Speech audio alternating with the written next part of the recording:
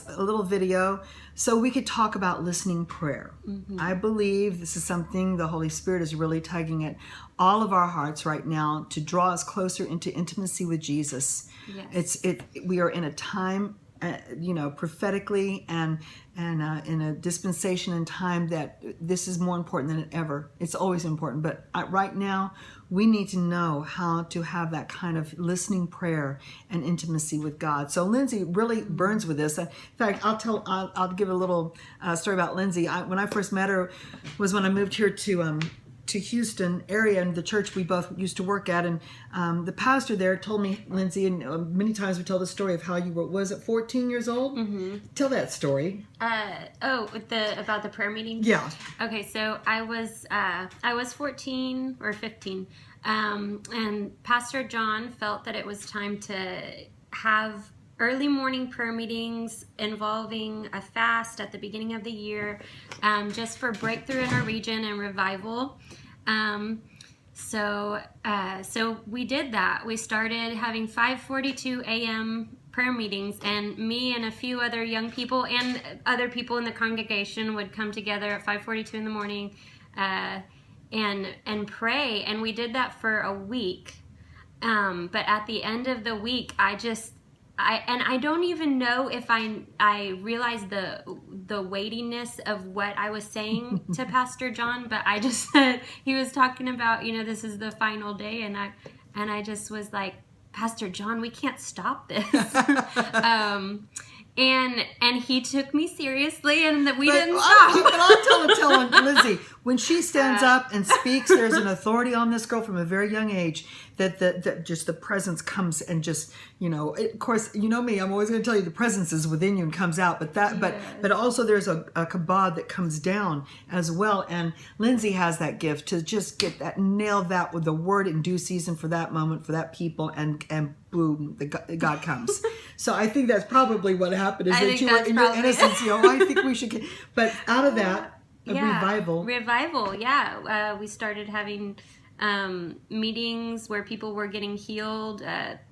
One particular miracle, a man got healed of brain cancer. He was supposed to die.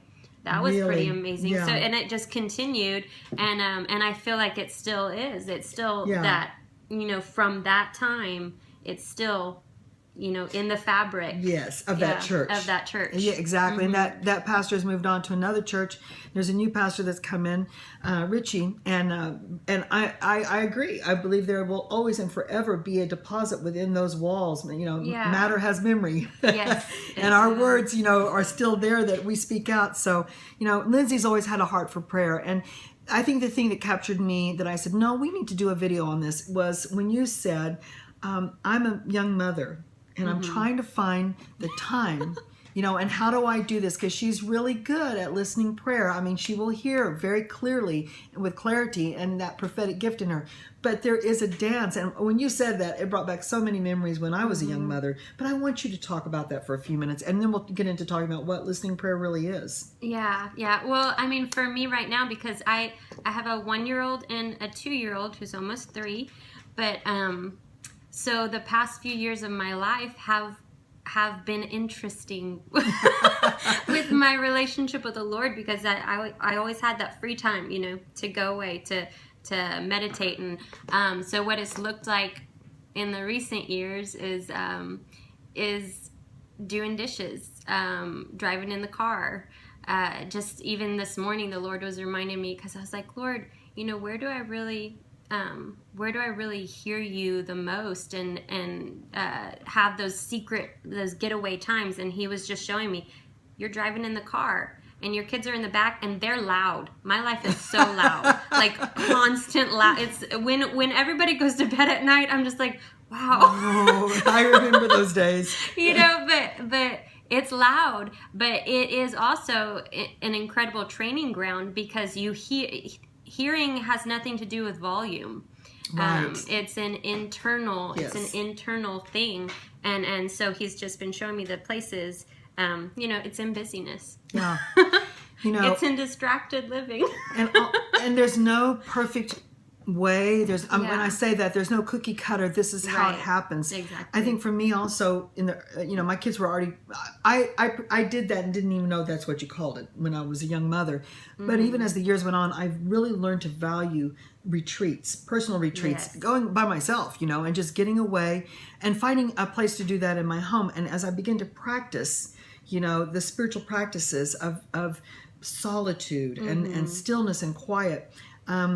As my ministry evolved into working on apostolic teams and traveling and going into churches and solving problems and going into dramas and being that voice that accesses the wisdom of God of how to process that, and being a pastor of your own church, and it's in your position, there's busyness and your teenagers and things going on.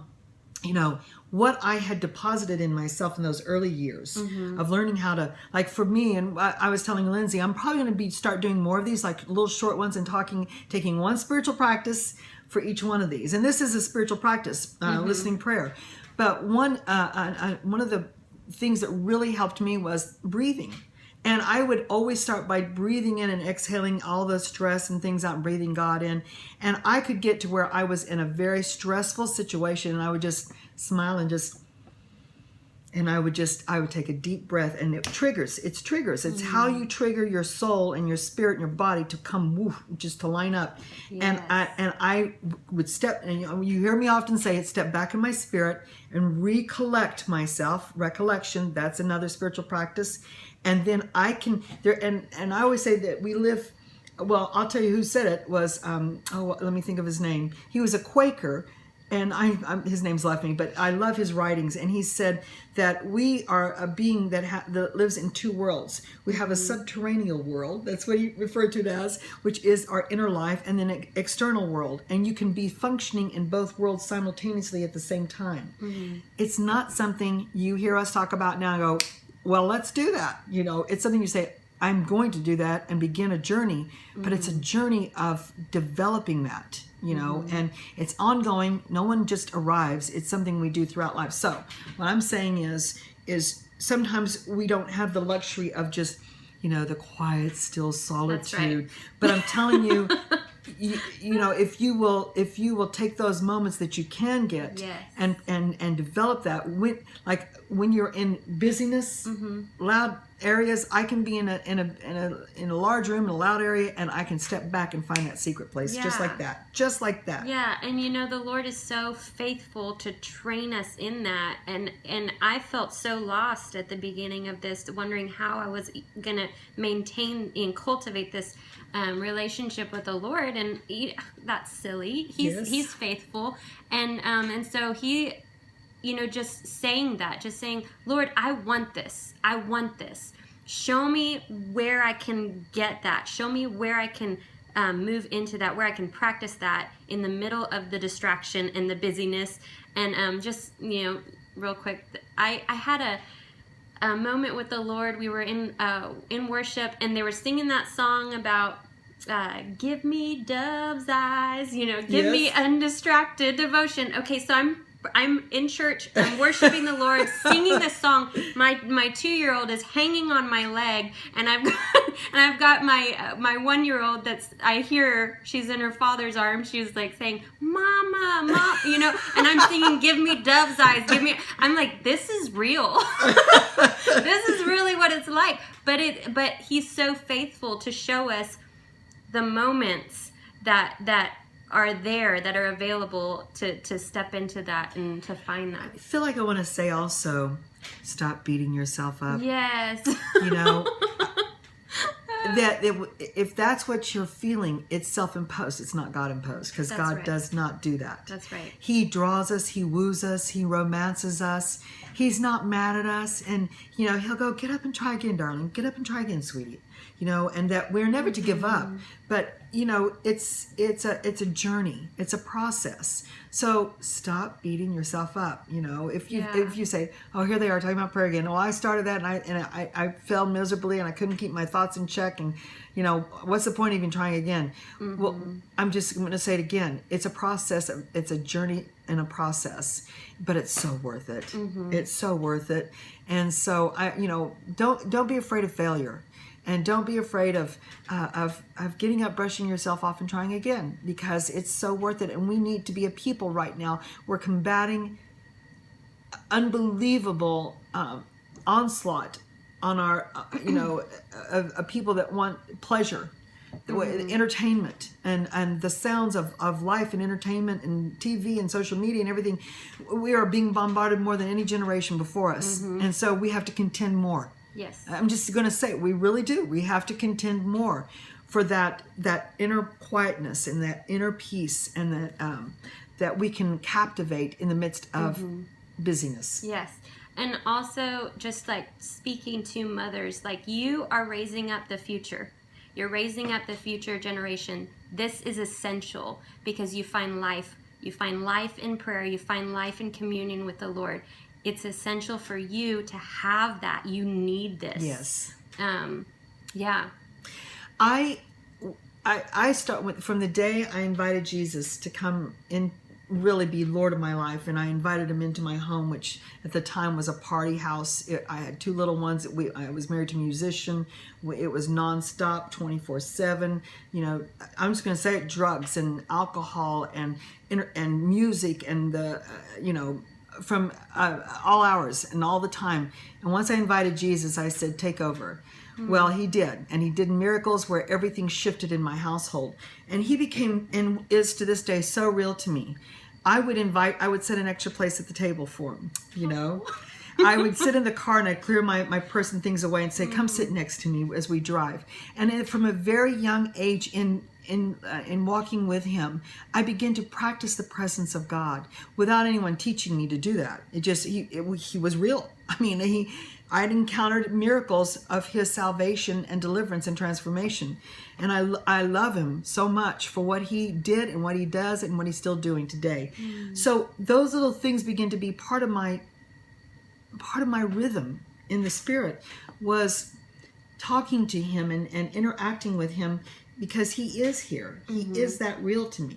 Yeah. And I think for listening prayer, to really practice that is important, because that's what, and that means then you don't have to go into a sanctuary. You don't have to go into a closet in your home, or and I've done that. I set up a little altar in my closet one time, just when I had little ones, just so that if somebody's watching, I could get away and just go into that place. Yeah. I've been in different rhythms and times of my life, and I do what works for me in that season. Yeah. And that's right. And be okay if that season is over and he moves you into something else. Don't feel like you have to keep that going, but follow his voice, follow him. It just looks different. It just looks different. You're still seeking him, but it's just different ways that you go after the Lord, That's right. But I think for me, it is part of listening prayer. I can tell already we're gonna have to do a second one, so I'll stop this in a minute. And we'll make this the first installment and do another one. Yeah. But is the whole thing of no matter where you are and what you're doing, prayer is opening up your heart and talking to God. Yeah. That's all it is. It's communion. It's just communion. There's different ways and kinds of prayer, but at the end of the day, it's just talking to him and making him a part. I always say he's at the very forefront in my thoughts, and that somehow I always put my hands there, because it's in the frontal of even of my brain, my mind, my being. He's first and he's last, and he's everything in between. So it's a dance of life that we talk to him. We talk to him as we go the way and go about our daily business. Yeah. I remember talking to him about my kids, I still do, and just having that conversation. But what we're going to talk about is how you listen for God to speak back. Yes. And that's when this whole journey comes alive. Yes. Yeah. So it's not just the bringing the grocery or, the laundry list of things to do, things I want. It's I'm here to hear. And we're talking about moms and kids. For me, I always said it was like whenever my kids would when I didn't solicit it, they would just come up to me and go, "Mom, I love you." Oh my gosh, heart meltdown. And I'm like, it would just melt my heart. And I realized, my children, Lindsay, taught me more. In fact, everything I did in ministry is pretty much what I learned being a mother. Yeah, I believe it. And so I never I've watched some mothers resent having to be a mother, and because they're wanting to get out to their calling, and they're, and I'm just telling you, it's the best training ground a young woman could ever hope for is her family and her children. And I just remember finding those moments to really draw near to God, even with my babies, at all ages and stages, and he was just ever so real. Yeah. So don't be afraid to make mistakes. Don't be afraid to pick back up and try again. And don't be afraid, to just. I know what I was going to say. I knew there was something I was going after. It's not in an altar. It's not in a positional place. You are the sanctuary now. That's right. So wherever you go, there He is. Yeah. And wherever you go, there is an altar. And He's not looking for long discourse. He's looking for a heart. And John Bunyan said, that he put it eloquently, but basically he was saying it's better to come to Him with more heart than words, because at the end of the day, it's offering up just even the thought and having that, that back and forth where you didn't have time to get on your knees or in your prayer closet for hours or for 30 minutes or for 10 minutes. Yeah. We put such weird. I remember I'm going to say this and we're going to end it, but I remember the day I got so set free. I was trying to be like everybody else. There you go. Yeah. And so we're going to talk about that on this next one.